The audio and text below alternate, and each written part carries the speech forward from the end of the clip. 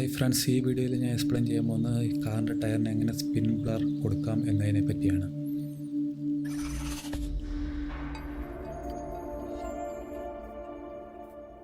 ആദ്യമായി നമ്മൾ Photoshop open ചെയ്യുന്നു. അതിൽ ഫയൽ ഓപ്പൺ കൊടുത്തതിന് ശേഷം ഏത് ഫോട്ടോയാണോ നമ്മൾ ചേഞ്ച് ചെയ്യേണ്ടത് ആ ഫോട്ടോ നമ്മൾ ആ ഫോൾഡറിൽ നിന്ന് സെലക്ട് ചെയ്യുന്നു. അതിനുശേഷം ഓപ്പൺ കൊടുക്കുന്നു. ഓക്കെ ഫ്രണ്ട്സ്, അത് കഴിഞ്ഞിട്ട് ഫിൽറ്റർ ബ്ലർ ഗാലറി, അതിൽ സ്പിൻ ബ്ലർ എന്ന് പറഞ്ഞ ഓപ്ഷൻ ഉണ്ട്, അത് സെലക്ട് ചെയ്യുക.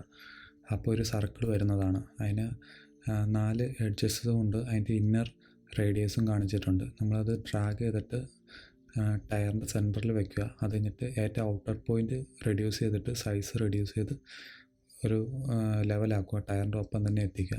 പിന്നെ നടുക്കത്തുള്ള 4 പോയിൻറ്റ്സ് അതിൻ്റെ ബ്ലറിൻ്റെ സ്ട്രെങ്ത് കുറയ്ക്കാനായിട്ടാണ്. അപ്പോൾ അവസാനത്തെ 4 ഡോട്ട്സ് വെച്ചിട്ട് നമ്മൾ സൈസ് റെഡ്യൂസ് ചെയ്ത് കഴിഞ്ഞിട്ട് പിന്നെ അതിന് ശേഷം ഇതൊന്ന് സൂം ചെയ്യാനായിട്ട് Ctrl+ ഞെക്കിയാൽ മതി.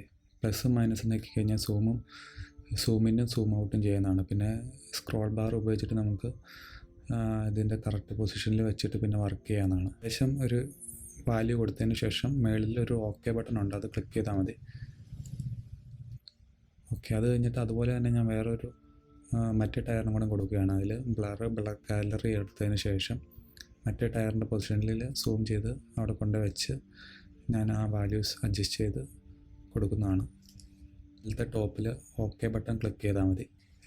ഫ്രണ്ട് ടയറിൻ്റെ ബ്ലർ ഇച്ചിരി കൂടെ കൊടുത്താലാണ് ശരിയാവുള്ളൂ. അത് കാരണം ഞാൻ ബ്ലർ ഗാലറി എടുത്ത് സ്പിൻ ബ്ലർ ഒന്നുകൂടെ എടുത്തിട്ട് ഒരു സ്പിൻ ബ്ലറും കൂടെ ഞാൻ അതിൻ്റെ മുകളിൽ ആഡ് ചെയ്തു.